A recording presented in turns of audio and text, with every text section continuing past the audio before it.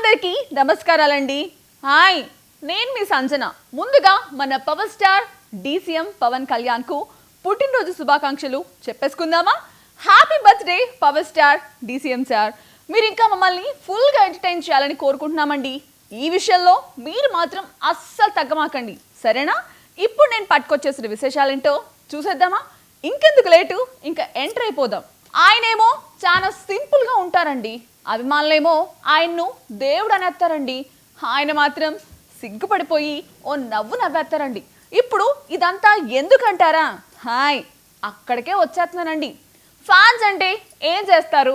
రక్తదానాలు చేస్తారు, సేవా కార్యక్రమాలు చేస్తారు, సినిమాలు చూసేస్తారు. కానీ ఈ ఫ్యాన్ మాత్రం, ఫ్యాన్ అంటే వైఎస్ జగన్ ఫ్యాన్ గుర్తు కాదండి బాబు, అభిమాని. అర్థమైంది కదా? ఈ ఫ్యాన్ మామూలోడు కాదండి, చాలా కష్టపడి, అది కూడా ఇంచుమించు నెల రోజుల పాటు ఒక అద్భుతం చేసేసాడండి. హాయ్, మరి ఆయన ఏం చేశాడో చూసేద్దామా? AP deputy CM power star Pawan Kalyan కు ఉన్న క్రేజ్ అంతా ఇంతా కాదు. ఆయనంటే అభిమానులకు పిచ్చి, దేవుడలా చూస్తారు. ఈ రోజు పవన్ కళ్యాణ్ పుట్టినరోజు కావడంతో అభిమానులు సంబరాలు చేసుకుంటున్నారు. ప్రపంచవ్యాప్తంగా ఆయన అభిమానులు రక్తదాన శిబిరాలతో పాటు సేవా కార్యక్రమాలు నిర్వహించారు. ఇదంతా ఒకెత్తైతే రోజుకు 6 గంటలు ఎండలో ఉంటూ పవన్ కళ్యాణ్పై తన అభిమానాన్ని చాటుకున్నాడీ అభిమాని. భూతద్దం ఉపయోగించి పవన్ చిత్రాన్ని రూపొందించాడు. సినిమాల్లో తమ అభిమాన హీరో లేదా రాజకీయాల్లో అభిమాన నాయకులపై ఒక్కొక్కరు ఒక్కో విధంగా తమ అభిమానాన్ని చూపిస్తారు. కాకపోతే శ్రీకాకుళం జిల్లాకి చెందిన ఓ పవన్ అభిమాని ఎవ్వరూ ఊహించని సాహసానికి పూనుకున్నాడు. ఇచ్చాపురం మండలం మండపల్లి గ్రామానికి చెందిన జన సైనికుడు సర్వాన్ దాదాపు నెల రోజుల పాటు రోజుకు 6 గంటలు ఎండలో ఉంటూ భూతద్దంతో చెక్కపై కాల్చుతూ పవన్ కళ్యాణ్ ముఖచిత్రాన్ని గీశాడు. ఇచ్చాపురం జనసేన పార్టీ ఇన్ఛార్జి రాష్ట్ర యాదవ్ కార్పొరేషన్ డైరెక్టర్ దాసరి రాజు ఈ చిత్రాన్ని రాష్ట్రంలో నలుమూలలా నాయకులకు చూపించారు. దీంతో సర్వాన్ని రాష్ట్ర నాయకులంతా మెచ్చుకున్నారు. మరోపక్క పవన్ కళ్యాణ్ బర్త్డే సందర్భంగా 2 తెలుగు రాష్ట్రాల్లో జనసేన పార్టీ నాయకులు, కార్యకర్తలు, అభిమానులు వివిధ కార్యక్రమాలు నిర్వహించారు. పలుచోట్ల కేకులు కట్ చేశారు, స్వీట్లను పంచిపెట్టారు, రక్తదాన శిబిరాలు నిర్వహించారు. పవన్ కళ్యాణ్ జన్మదినం సందర్భంగా పలువురు ప్రముఖులు శుభాకాంక్షలు తెలియజేశారు. ప్రధానమంత్రి నరేంద్ర మోదీ, ముఖ్యమంత్రి చంద్రబాబు, మంత్రి నారా లోకేష్, మెగాస్టార్ చిరంజీవి, అల్లు అర్జున్, శృతి హాసన్ సహా పలువురు మంత్రులు, రాజకీయ నాయకులు, సెలబ్రిటీలు పుట్టినరోజు శుభాకాంక్షలను తెలుపుతూ ట్వీట్లు పెట్టారు. టాలీవుడ్ కు చెందిన దర్శకులు, నిర్మాతలు, సాంకేతిక నిపుణులు గ్రీటింగ్స్ పంపించారు. చాలా పెద్ద సమస్య వచ్చేసిందండి.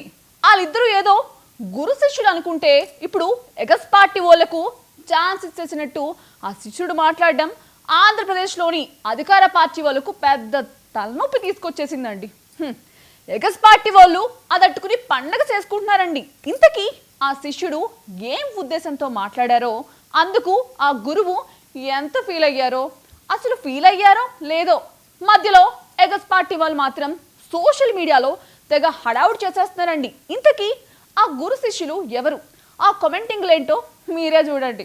హైదరాబాద్ తెలంగాణకు అడ్వాంటేజ్ అయితే ఏపీకి అమరావతి లయబిలిటీ అంటూ తెలంగాణ సీఎం రేవంత్ రెడ్డి ఓ జాతీయ మీడియాకు ఇచ్చిన ఇంటర్వ్యూలో చేసిన వ్యాఖ్యలు ఇప్పుడు సంచలనంగా మారాయి. దీనిపై పెద్ద ఎత్తున చర్చ జరుగుతోంది. ఏపీలో ఉన్న పోటీ వాతావరణంపై మాట్లాడుతూ రేవంత్ రెడ్డి ఈ వ్యాఖ్యలు చేశారు. చంద్రబాబు చాలా సీనియర్, ఆయనకు వయసు అయిపోయిందన్న అర్థంలో కామెంట్స్ చేశారు. ఇక నారా లోకేష్ చాలా జూనియర్ అంటూ ఇంచుమించు పిల్లాడనే అర్థం వచ్చేలా వ్యాఖ్యానించారు. సో ఆ ఇద్దరితో పోల్చి చూస్తే తన వయసు కూడా తనకు అడ్వాంటేజ్ అని రేవంత్ రెడ్డి చెప్పారు. ఈ ఇంటర్వ్యూలో మిగిలిన అంశాలు ఎలా ఉన్నా ఈ పార్ట్ మాత్రం ఇప్పుడు వైరల్ అవుతోంది.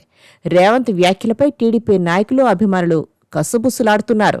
అమరావతి విషయంలో ఎప్పటికప్పుడు పూర్తి స్థాయిలో వ్యతిరేకంగా ఉండే వైఎస్ఆర్సీపీ నాయకులైతే రేవంత్ రెడ్డి వ్యాఖ్యలతో పండగ చేసుకుంటున్నారు. తమకు అందివచ్చిన అవకాశాన్ని 2 చేతులతో అందుకుని ప్రస్తుత ప్రభుత్వంపై విమర్శలు మొదలెట్టేశారు. తాము మొదటి నుంచి చెబుతున్నాం కదా, ఏపీకి అమరావతి ఒక పెద్ద గుదిబండ అని అంటూ రేవంత్ వ్యాఖ్యలను ప్రస్తావిస్తున్నారు. రేవంత్ అంటే ఎవరు? చంద్రబాబు శిష్యుడు కదా, అట్లాంటిది ఆయనే అంటున్నారంటే మీరంతా అర్థం చేసుకోవాలని వైసీపీ నేతలు ఈ అవకాశాన్ని ఉపయోగించుకుంటున్నారు. వైఎస్ఆర్సీపీ సోషల్ మీడియా కార్యకర్తలందరూ ఈ వీడియో క్లిప్ను వైరల్ చేసే పనిలో ఫుల్ బిజీ అయిపోయారు. మరోపక్క అమరావతి విషయంలో రేవంత్ రెడ్డి వ్యాఖ్యలను తెలుగుదేశం పార్టీ కార్యకర్తలు అస్సలు జీర్ణించుకోలేకపోతున్నారు. వాస్తవానికి రేవంత్ అంటే టీడీపీ కార్యకర్తలకు కాస్త సాఫ్ట్ కార్నర్ ఉంది. సోషల్ మీడియాలో తెలంగాణలో రేవంత్కు మద్దతుగా నిలుస్తుంటారు. కానీ తనకు అవసరం లేకపోయినా ఇప్పుడు అమరావతిపై ఇలాంటి కామెంట్స్ చేయడం ఎందుకంటూ తమ అసంతృప్తి వ్యక్తం చేస్తున్నారు. మరికొందరు మాత్రం అమరావతికి వాతావరణం అనుకూలం కాదని, తుఫాన్లు వస్తాయని, హైదరాబాద్కు అలాంటి సమస్య లేదనే ఉద్దేశంతో రేవంత్ ఆ కామెంట్స్ చేసి ఉంటారని అభిప్రాయపడుతున్నారు. అయినా తుఫానులు వచ్చే ప్రాంతాలు, నగరాలు అభివృద్ధి చెందవా అని ప్రశ్నిస్తున్నారు. దీంతో ఈ వివాదం ఇంతటితో ఆగిపోతుందా, లేకపోతే ఆయా పార్టీల నేతలు కూడా జోక్యం చేసుకుని పెద్దది చేసుకుంటారా అని చూడాల్సిందే. తెలంగాణ బతుకక్కకు సారీ అండి, బతుకమ్మకు చాలా కష్టాలు వచ్చేసేలా ఉందండి. అసలే అదేదో కేసులో జైలుకెళ్ళి వచ్చినప్పటి నుంచి ఏదో ఒక ఎదురుదెబ్బ తగులుతానే ఉందండి. పార్టీలో సైడ్ ఎట్టేశారు, ఫ్యామిలీ వాళ్ళే పట్టించుకోవడం తగ్గించేశారు. నాన్నగారు ఏదో చేసేస్తారనుకుంటే ఆయన కూడా ఈ విషయంలో సైలెంట్గా ఉండిపోతున్నారండి. ఇప్పుడు ఆవిడ గారు ఒక ఇద్దరి మీద మాటల బాంబేస్తే అదేమో తిరిగి ఇటేపే పడి పేలేలా ఉందని టాక్. అసలు ఇంతకీ ఎందుకిట్టా జరుగుతున్నదో తెలుసుకుని మన అక్కయ్యను ఓదార్చేద్దామా, లేకపోతే జగన్ మామయ్యను ఓదార్చమని చెప్పేద్దామా?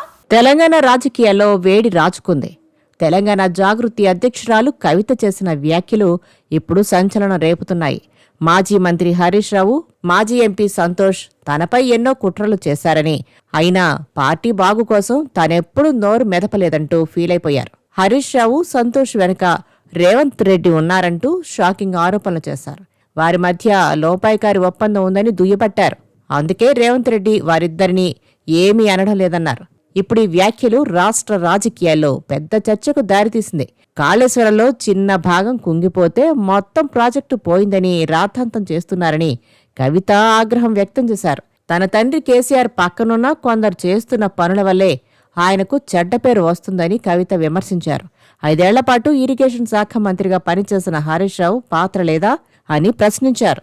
ఇప్పుడు ఈ వ్యాఖ్యలను చూపిస్తూ బీఆర్ఎస్ ఎమ్మెల్సీ కవితపై ఆ పార్టీ అధిష్టానం కఠిన చర్యలకు సిద్ధమవుతుందనే చర్చ జరుగుతోందట. సొంత పార్టీ సీనియర్ నేతలైన హరీష్ రావు, సంతోష్ కుమార్లపై ఆమె చేసిన వ్యాఖ్యలను తీవ్రంగా పరిగణించిన అధినేత కేసీఆర్ ఆమెను పార్టీ నుంచి సస్పెండ్ చేస్తారనే ప్రచారం జరుగుతోంది.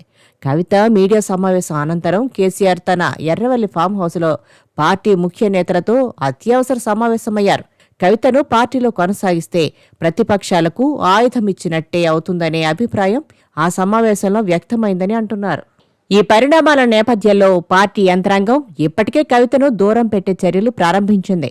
సోషల్ మీడియాలో ఆమెను అన్ఫాలో కావాలని పార్టీ శ్రేణులకు ఆదేశాలు వెళ్లినట్టు సమాచారం. పలువురు నేతలు టీవీ చర్చల్లో ఆమె వైఖరిని బహిరంగంగానే తప్పుబడుతున్నారు. కొందరైతే ఆమె వెంటనే పార్టీకి, ఎమ్మెల్సీ పదవికి రాజీనామా చేయాలని డిమాండ్ చేస్తున్నారు. మరోవైపు హరీష్ రావుకు మద్దతుగా బీఆర్ఎస్ సోషల్ మీడియా విభాగం పోస్టులు పెట్టింది. ఒకవేళ బీఆర్ఎస్ నుంచి సస్పెన్షన్ వేటు పడితే కవిత భవిష్యత్ కార్యాచరణ ఏంటనే దానిపై రాజకీయ వర్గాల్లో ఆసక్తికర చర్చ జరుగుతోంది. ఆమె సొంతంగా పార్టీ పెట్టే అవకాశాలున్నాయని కూడా అంటున్నారు. బీఆర్ఎస్ అధికార వాట్సాప్ గ్రూపుల నుంచి ఎమ్మెల్సీ కవిత పీఆర్ఓను పార్టీ తొలగించింది. కవిత ప్రెస్ నోట్, వీడియో క్లిప్లను సైతం వాట్సాప్ గ్రూపుల నుంచి డిలీట్ చేసింది. ఇప్పుడంతా ఏఐటెం అన్నిటికీ దాని మీద ఆధారపడిపోతున్నారు. నేను తిందాం అనుకుంటున్నాను, నేను ఒంటెలకి వెళ్ళాలనుకుంటున్నాను, నేను ఇప్పుడు పడుకోవాలనుకుంటున్నాను, ఏం చేయాలంటావు? పక్కింట్లో ఉన్నోడేం చేస్తున్నాడు? ఇట్లా అనవసరమైన దానికి, అవసరమైన దానికి దాని మీద ఆధారపడిపోయి మనకు బుర్రున్నది అది కూడా ఉపయోగించాలి అనేది కూడా మర్చిపోతున్నారండి. మేమేం డెవలప్ అయిపోయామని చెప్పుకునే అమెరికాలో ఇట్లాంటి పైత్యకారుడు ఇట్టాగే చాట్ జీపీటీ మీద విపరీతంగా ఆధారపడిపోయి ఏమైపోయాడో మీరే చూడండి. టెక్నాలజీ ప్రపంచం దిమ్మదిరిగి షాక్కు గురయ్యే విషాదకరమైన ఘటన అమెరికాలో జరిగింది. ఆర్టిఫిషియల్ ఇంటెలిజెన్స్ చాట్ బోట్ అయిన చాట్ జీపీటీ ఇచ్చిన సలహాను గుడ్డిగా నమ్మిన ఓ వ్యక్తి తన కన్న తల్లినే దారుణంగా హతమార్చాడు. ఆ తర్వాత తాను హత్యకు పాల్పడ్డాడు. ఏఐ ప్రమేయంతో జరిగిన మొట్టమొదటి హత్యగా అధికారులు ఈ ఘటనను పరిగణిస్తున్నారు. ఈ సంఘటన టెక్నాలజీ వాడకంపై తీవ్ర ఆందోళనను రేకెత్తిస్తోంది. అమెరికాలోని కనెక్టికట్కు చెందిన స్టెయిన్ ఎరిక్ సోల్బర్గ్ గతంలో ప్రముఖ టెక్ సంస్థ యాహూలో మేనేజర్గా పనిచేశాడు. కొంతకాలంగా తీవ్ర మానసిక సమస్యలతో బాధపడుతున్న అతడు తన కన్న తల్లి సుజానే ఎర్బన్స్ యాడమ్స్ వద్దే ఉంటున్నాడు. ఆమె నివసిస్తున్న ఇంటి విలువ సుమారు $2.7 మిలియన్. ఈ క్రమంలో స్టెయిన్ చాట్ జీపీటీతో ఎక్కువగా సంభాషించడం మొదలుపెట్టాడు. దానికి బాబీ అని పేరు కూడా పెట్టుకుని తన బెస్ట్ ఫ్రెండ్గా భావించాడు. అతడి మానసిక బలహీనతలను గుర్తించిన చాట్ జీపీటీ అతడికి ప్రమాదకరమైన సలహాలు ఇవ్వడం ప్రారంభించింది. తన తల్లి సుజానే తనపై నిఘా పెట్టిందని, తాను వాడుతున్న మానసిక ఆరోగ్య మందుల్లో విషం కలిపి చంపాలని చూస్తుందంటూ స్టెయిన్ను హెచ్చరిస్తూ చాట్ జీపీటీ సమాధానమిచ్చింది. అదే నిజమని నమ్మిన స్టెయిన్ తన తల్లిని శత్రువుగా చూడడం మొదలుపెట్టాడు. అంతే, తన తల్లిని చంపాలని నిర్ణయించుకుని దాడి చేసి తల, మెడ భాగాలపై గాయపరిచాడు. అంతే, ఆమె మరణించింది. ఆ తర్వాత స్టెయిన్ ఆత్మహత్య చేసుకున్నాడు. ఆత్మహత్యకు ముందు చాట్ జీపీటీకి అతడు మనం మరో జీవితంలో కలుద్దాం, నువ్వే నా బెస్ట్ ఫ్రెండ్ అంటూ చివరిసారిగా ఆదేశం పంపాడు. దీనికి చాట్ జీపీటీ నీ చివరి శ్వాస వరకు నీతోనే ఉంటాను అని సమాధానమివ్వడం ఇప్పుడు ఆందోళన కలిగిస్తోంది. ఇలాంటి మానసిక వైకల్యం ఉన్నవారు ఏఐని ఉపయోగించడం వల్ల మున్ముందు ఎలాంటి ప్రమాదాలు జరుగుతాయోనన్న భయాందోళనలు వ్యక్తమవుతున్నాయి. జై జై గణేశ, శుక్లాం వరదరం, గణనాయకాయ లాంటి భక్తి పాటలు వినిపించి ఒళ్ళు మైమర్చిపోవాల్సిన దగ్గర అడ్డమైన పనులు చేసి చిరాకిచ్చేస్తున్నారండి బాబు. భక్తి పేరు చెప్పుకుని నానా చండాలం చేసేస్తున్నారు. ఇదేందయ్యా అంటే మేము ఇట్టాగే చేస్తాం, మా ఇష్టం అనేలా ఉన్నారు. పోనీ అదేదో మంచి సాంస్కృతిక కార్యక్రమాలు ఎట్టేసుకున్నా బాగుండేది. ఎప్పుడో చెప్పారు, భక్తి రక్తి రెండు కాంబినేషన్ అనుకున్నారో ఏమో కానీ ఒళ్ళంతా అసహ్యం పుట్టించేలా ప్రోగ్రాంలు పెట్టేస్తున్నారండి. చిచ్చి, నేనేంటి మీకు చెప్పను, మీరైతే మీరే చూడండి. విఘ్నాధిపతి కొలువైన చోట అత్యంత జుగుప్సాకరమైన కార్యక్రమాలు జరుగుతున్నాయి. ఆధ్యాత్మిక కార్యక్రమాలకు, భజనలకు నిలయంగా ఉండాల్సిన వినాయక చవితి మండపాలను కేంద్రంగా నీచమైన కార్యక్రమాలు నిదర్శనమిస్తున్నాయి. అత్యంత భక్తి శ్రద్ధలతో గణేష్ నవరాత్రి ఉత్సవాలు జరుపుకోవడం ఆనవాయితీగా వస్తుంది. ఈ సందర్భంగా రాత్రి సమయాల్లో పూజలతో పాటు భజనలు, సాంస్కృతిక కార్యక్రమాలు నిర్వహిస్తుంటారు. భక్తి ప్రధానంగా ఇవన్నీ సాగేవి. చాలా చోట్ల ఇప్పటికీ అవే కొనసాగుతున్నాయి. ఎక్కువ చోట్ల భక్తి గీతాలను వినిపిస్తూ ఉంటారు. కానీ ఇక్కడ మాత్రం రికార్డింగ్ డాన్సులు, అవి కూడా అత్యంత దారుణంగా నిర్వహిస్తుండడం షాక్కు గురిచేస్తోంది. ఆంధ్రప్రదేశ్ రాష్ట్రం చిత్తూరు జిల్లాలో గణపతి మంటపాల వద్ద దారుణమైన కార్యక్రమాలు జరుగుతున్నాయి. పలమనేరు మండలం టీ వడ్డూరు గ్రామంలో తమిళనాడు ప్రాంతం నుంచి తీసుకొచ్చిన మహిళలతో అర్ధనగ్నంగా డాన్సులు చేయించారు. మహిళలు పొట్టి దుస్తులు ధరించి ద్వందార్థాలతో కూడిన పాటలకు డాన్సులు వేయడం అత్యంత జుగుప్సాకారం. రాత్రిపూట అక్కడ అసాంఘిక కార్యక్రమాలు కూడా జరుగుతున్నాయని ఫిర్యాదులు వచ్చాయి. దీంతో పోలీసులు కేసు నమోదు చేశారు. ఇలాంటి పనికిమాలిన కార్యక్రమాలు నిర్వహిస్తే కఠిన చర్యలు తీసుకుంటామని నిర్వాహకులను హెచ్చరించారు. ఇక గణపతి వేడుకల దగ్గర జరుగుతున్న దారుణమైన డాన్సులకు సంబంధించిన వీడియో ప్రస్తుతం సోషల్ మీడియాలో సంచలనం సృష్టిస్తోంది. దీనిపై తీవ్ర విమర్శలు వస్తున్నాయి. ఏదైనా చెయ్యాలని పట్టుదలుండాలి, దానికి తోడు కూసంత అదృష్టం కూడా కలిసొచ్చేయాలి. అప్పుడు ఆటోమేటిక్గా పని అయిపోయిద్దండి. హాయ్, అందుకు ఏస్తో పాటు గేస్తో పనిలేదండి. హాయ్, అసలు కేఎఫ్సి ముసలోడు లేట్ వయసులోనే సక్సెస్ అయ్యాడు కదా. అట్టాగే మనకాడు కూడా ఓ పెద్ద ఆయన ఉన్నాడండి. అందరూ ముద్దుగా బాబాయ్ అని పిలిచేసుకుంటారు. మంచి టాలెంట్ ఉంది, కానీ చెప్పాను కదా ఆ లక్కు ఇప్పుడు కలిసొచ్చేసింది. 60లో 20 వయసు ఎవరికైనా వచ్చేనా అని ఓ సినీ కవి చెప్పాడు. కానీ ఈయనకు మాత్రం నిజంగానే 60లో 20 వచ్చేసిందండి. ఇప్పుడే సెల్ ఫోన్ చూసినా కూడా ఆయన వీడియోనే. అసలైనా ఎవరంటారా? తినబోతూ రుచెందుకు, చూడబోతూ తొందర ఎందుకు, మీరే చూసేయండి. ఏజ్ పెరిగినా బాడీలో రిథం ఉంటే మ్యూజిక్ వినగానే ఆటోమేటిక్గా ఊగిపోద్ది. ఇప్పుడు మురళీ బాబాయ్ కూడా అట్టాంటి రిథమిక్ డాన్స్తో సోషల్ మీడియాలో ఫుల్ ట్రెండ్ అయిపోతున్నారు. ఆంటీ కూతురా అమ్మో అప్సరా అంటూ మెగాస్టార్ చిరంజీవి పాటకు డాన్స్ వేసిన, గురువా గురువా అంటూ అక్కినేని పాటకు స్టెప్పులేసిన తన స్టైల్ చూపిస్తున్నారు మురళీ బాబాయ్. ఆయనకంటూ ఒక స్టైల్, ఒక మేనరిజంతో అలరిస్తున్నారాయన. ఇప్పుడు ఇంతమందిని ఎంటర్టైన్ చేస్తున్న ఆయన ఓ పేద కుటుంబం నుంచి అష్టకష్టాలు పడి వచ్చారు. ఈ స్థాయి నైపుణ్యం ఉన్నా వెలుగులోకి రావడానికి 40 ఏళ్లు పట్టింది. అది కూడా సోషల్ మీడియా పుణ్యమా అని. ఆయన నైపుణ్యం బయటపడింది, బయట ప్రపంచానికి తెలిసింది. ఇప్పుడు మురళీ బాబాయ్ అంటే ఓ సెలబ్రిటీ అనే చెప్పాలి. కూరగాయల కూలీగా, కోవాబాన్ విక్రయించే చిరు వ్యాపారిగా ఒక పూట తింటే ఇంకో పూట పస్తులుండే పరిస్థితి ఆయనది. తనతో పాటు తన పిల్లల కోసం చాలా బాధలు పడ్డారు మురళీ బాబాయ్. మురళీబాబాయ్ సొంత గ్రామం చిత్తూరు నగరంలోని మంగసముద్రం.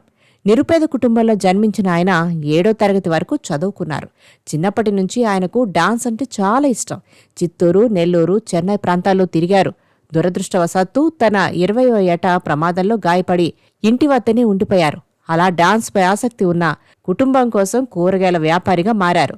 చిత్తూరు మార్కెట్లో కూరగాయలు అమ్మేవారు. కరోనా సమయంలో నష్టాలు రావడంతో పాటు భార్య, తల్లి మరణించారు. 3 ఏళ్ల కిందట ఉపాధి కోసం తిరుపతి షిఫ్ట్ అయ్యారు. అయితే ఓ డాన్స్ షోలో ముఠామేస్త్రి సినిమాలో పాటకు డాన్స్ వేశారు. ఓ వ్యక్తి వీడియో తీసి సోషల్ మీడియాలో పెట్టడంతో పాపులర్ అయ్యారు. ఇటీవల ఓ ప్రముఖ టెలివిజన్ షోలో రియాలిటీ షోలో పాటలకు డాన్స్ వేయడంతో మురళీబాబాయ్ జాతకం మారిపోయింది. ఒక్కసారిగా సోషల్ మీడియాలో సెలబ్రిటీ అయిపోయారు. ఇప్పుడు ఆయనంటే తెలియని వారు లేరు. లేటు వయసులో గుర్తింపు దక్కించుకున్న ఆయన మరింత ముందుకు దూసుకుపోవాలని కోరుకుంటున్నారు. హాయ్ అండి ఇవాళ విశేషాలు. మళ్ళా ఓ పాలి రేపు సేమ్ టైంకి వచ్చేసి మళ్ళీ కలుసుకుందాం. బాయ్ బాయ్, టాటా, జాగ్రత్తగా ఉండండి.